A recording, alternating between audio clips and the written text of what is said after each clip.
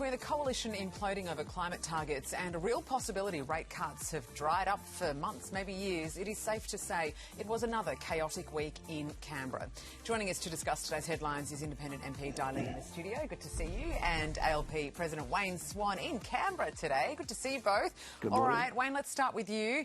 Net zero seemed to be the catchphrase of the week. It has divided the coalition. I mean, there is one thing that many can agree on, though, that Labor's climate target is likely unrealistic. Do you concede the Albanese government may fall short of its current goals?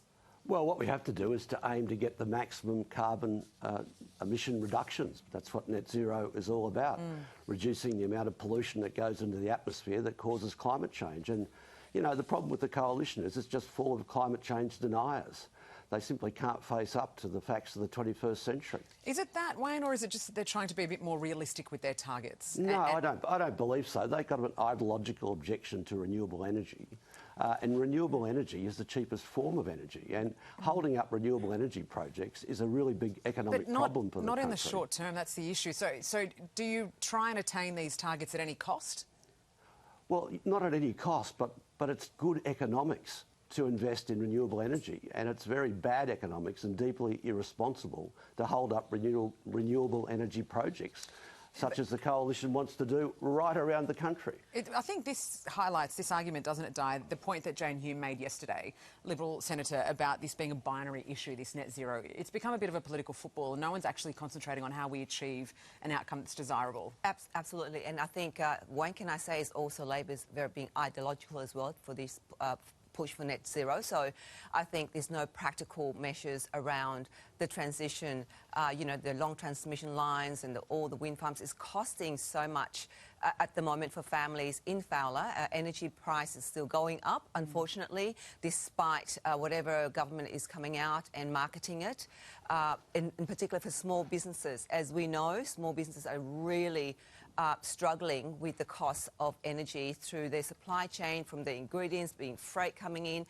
Everything has gone up. So I think that the Labor's Party stance on this issue is also very ideological, and there's no one really sitting down and looking at the pragmatic approach to dealing with you know, the changes in our environment, the emission and all of that. But it's going for net zero. That's what Murray Waters is doing right now. That's no. Well, 2 hours. We've got to get more renewable energy projects going. It's a cheaper form of energy. The coalition and others are holding up that in the parliament. We should do that in rooftops. That's a we must. Will 2 hours of free energy help? No, absolutely not. It helps a lot. That's another marketing. So Labor is so great at marketing, right? This one-liner of marketing of, you know, 3 free hours between the hours of 11 and 2. Now, really, there's no such thing as a free lunch, as we know that. There are 4 million homes with solar in this country, and they're there because of the Labor Party. But there's no... And because of policies put in place to reduce energy prices for consumers over a long period of time. This energy relief, Wayne, that the Labor government is providing to Australians is obviously short-term, but it also adds to the increasing cost of welfare that the government is... Like, people are now relying on the government for handouts at an unprecedented rate. I mean, it's gone up 7.5%. That is not true. That is absolute nonsense. The numbers are there. We've got unemployment at record lows.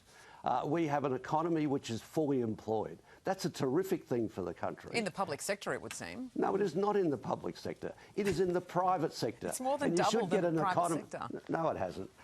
We have had strong private sector jobs growth in this country, and in some areas of the federal public service, it has grown too, particularly in Veterans Affairs and in aged care, which were neglected by the previous government. Well, Wayne, the RBA wouldn't agree with you. I mean, they've poured cold water on the promise of more rate cuts because of the inflation that we're seeing at the moment. I mean, they're not. The RBA isn't saying that, and I know something about the RBA. I have worked with them and for them.